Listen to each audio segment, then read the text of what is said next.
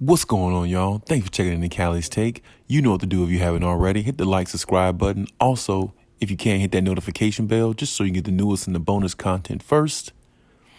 But hey, let's just go ahead and jump right in. You know, there's been wide reports, and the reports are getting heavier, even more so, about the John Wall possibility being traded to the Clippers. And I'm here to tell you today that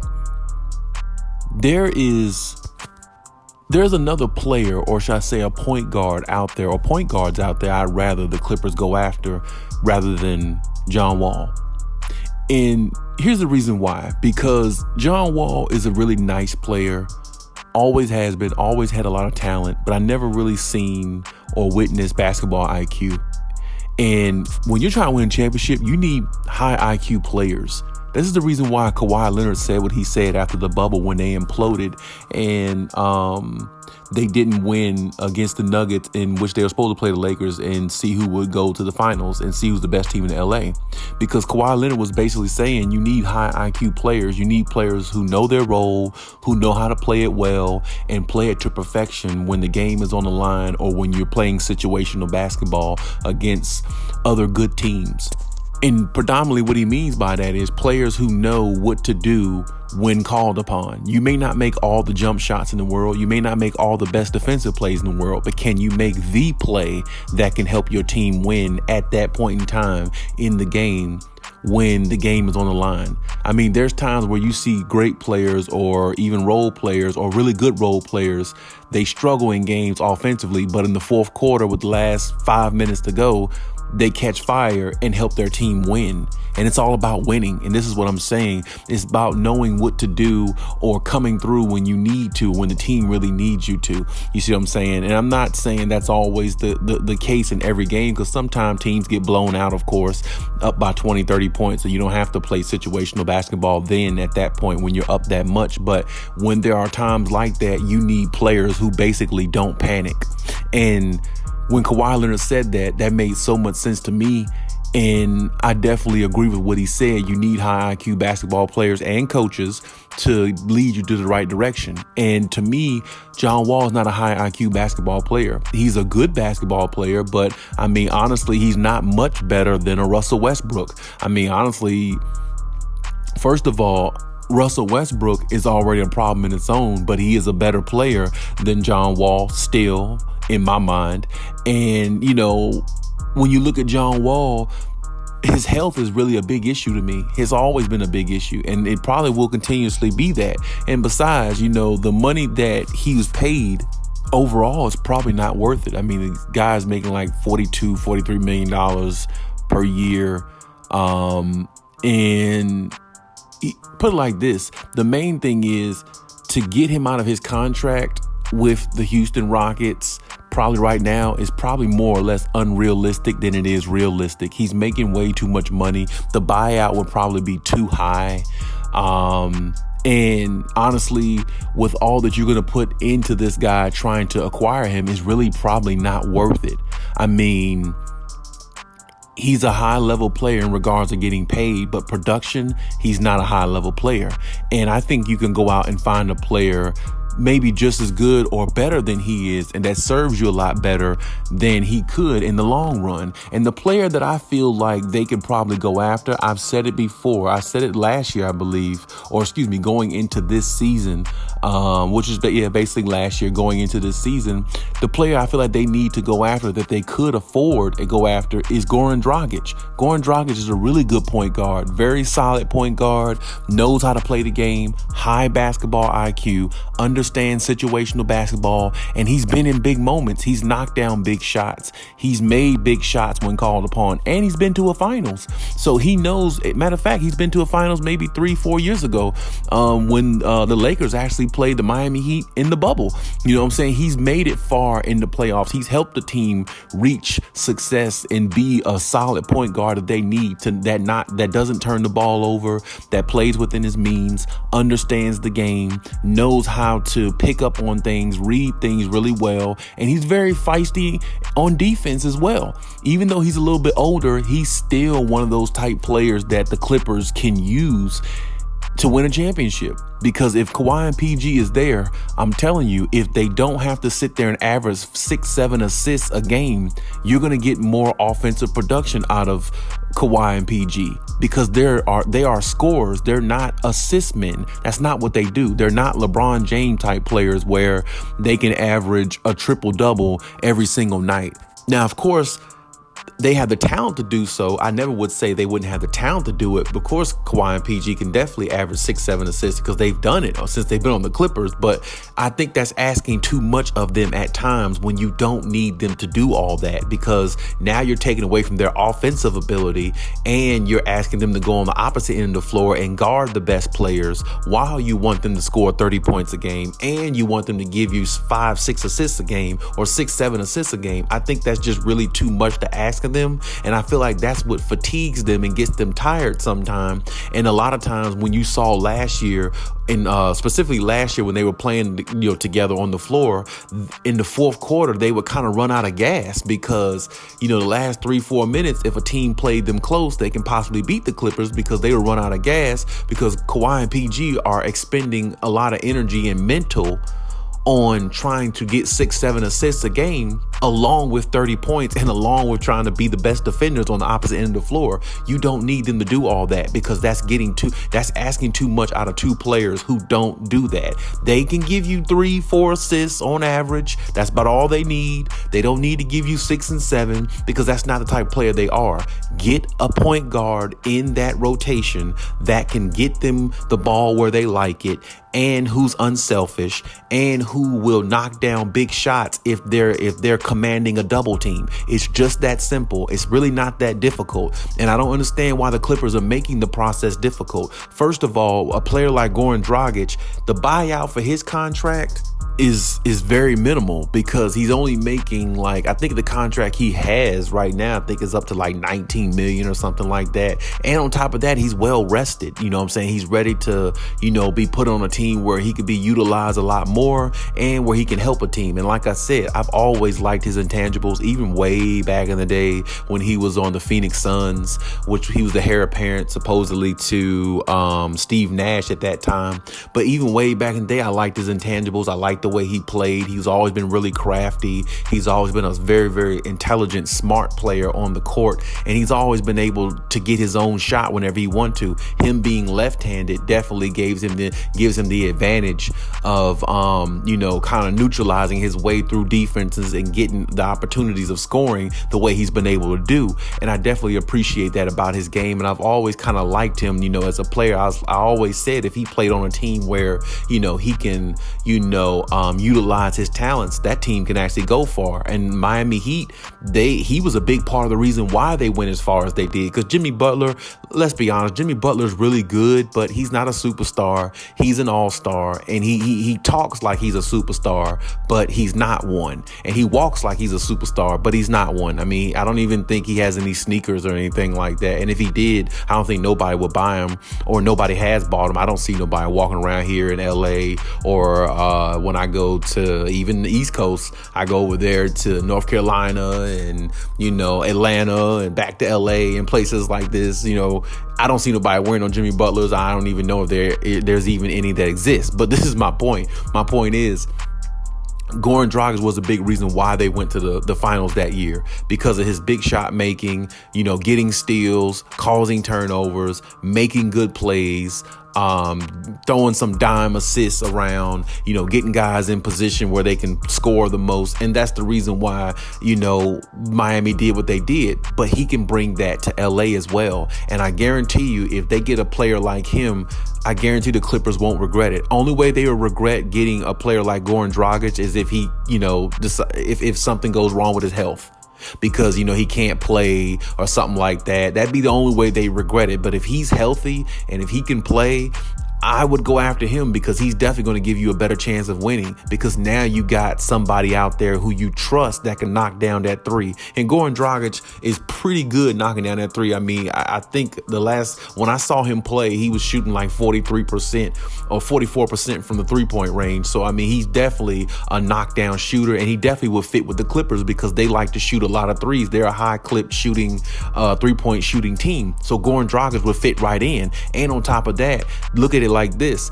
If Kawhi Leonard's in the post 17 feet from the basket, Goran Dragic can get him that shot anytime he wants to, because Goran Dragic is a threat going to the left, driving to the basket, creating his own shot, which makes defenses play on their heels, and they're going to have to back off some. And that's going to give Kawhi Leonard more one-on-one opportunities. You know, Kawhi loves to operate in the mid-range. He is a mid-range master. Then if you catch Paul George on the wing where he likes it, he can knock down a three, or Paul George can cut to the basket, and Paul George could play off the ball more along with Kawhi Leonard, and they will excel even more offensively, in which that's what they need to get to the championship. They need both of those players averaging. Kawhi needs to average around 29, 28 points a game, and PG needs to average around 26 points a game. And for them to do that consistently, even though Kawhi is pretty consistent anyway, for Paul George to be more consistent, he needs that point guard to get him in rhythm. Because if you notice, when Rondo was there, even though Rondo didn't work out for the Clippers, he actually helped Paul George the most.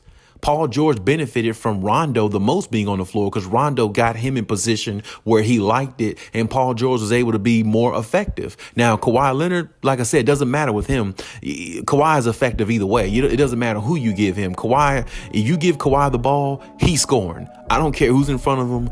You know, Kawhi is just a master at what he does. I mean, the guy is just relentless and fearless, and he is a downright good scorer. Even though he didn't even come in the league that way, he really changed his game into being one of the best offensive players in the league over the years. Along with his defense, he is definitely a top 2, top 3 player in the league at any point, if you ask me. I mean, that's just my personal opinion, but the guy is awesome. But my point is this: they need a point guard that can get them in position. Now, Reggie Jackson can do a lot of good things, but I definitely think that, you know, if they added a player like Goran Dragic, even if they let Goran Dragic come off the bench, you know how valuable Goran Dragic would be if he's in the lineup with Luke Kennard, Terrence Mann, and players like that, Isaiah Hartenstein. He would run that second unit so well, because now Terrence Mann could play off the ball and get the shots he likes, whereas sometimes he's trying to play point guard because they're just trying to make up for the position or the lack of position that they don't have. Then you have Luke Kennard playing point guard at times.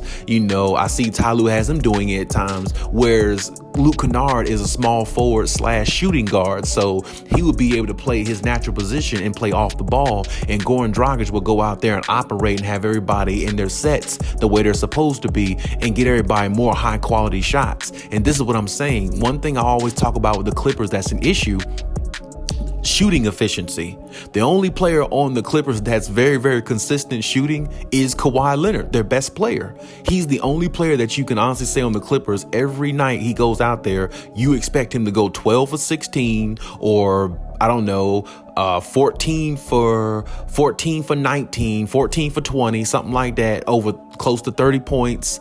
And, you know, great shooting from the free throw line, even though most of the Clippers are a good free throw shooting team. But this is what I'm saying. He's the only offensive player that you expect to go out there and shoot with efficiency and play defense on the other end. That's not good, because that puts a lot on Kawhi Leonard, and that takes a lot of pressure off the other players. But that's more or less susceptible for Kawhi Leonard to keep getting hurt, because he's using too much energy and trying to do too much sometimes, trying to make up for other players on the team don't do, when he has other players on the team who are capable of doing what he's doing. They're capable of shooting a better percentage. They're capable of being more efficient with their shot selection. But the reason why the Clippers are not efficient with their shot selection overall as a team is because they don't have that solid, dominant mentality type point guard who gets everybody in the position they like to be in and play at the high level that they can play at, or have the role players play at a higher level than what they've been playing over the last couple years, even though role players have been playing very well with, without Kawhi and PG here lately. But if they had a point guard like Dragic, the offense would flow a whole lot better, because now Ty Lue has a guy mentality wise that he trusts on the floor, because he's seen this guy playing big moments, playing big games, delivering big moments, and have success. And this is what the Clippers need, because I'm telling you, when you have a solid point guard who understands the game and who can get everybody where they like to be, it makes the offense flow a whole lot better. And you'll see, if they actually acquire somebody like him, you'll see Kawhi Leonard go 12 for 16 and have 30 points. But you'll also see, Paul George go 11 for 16 with 26 points. You'll see Reggie Jackson probably go maybe 8 for 12 or 8 for 16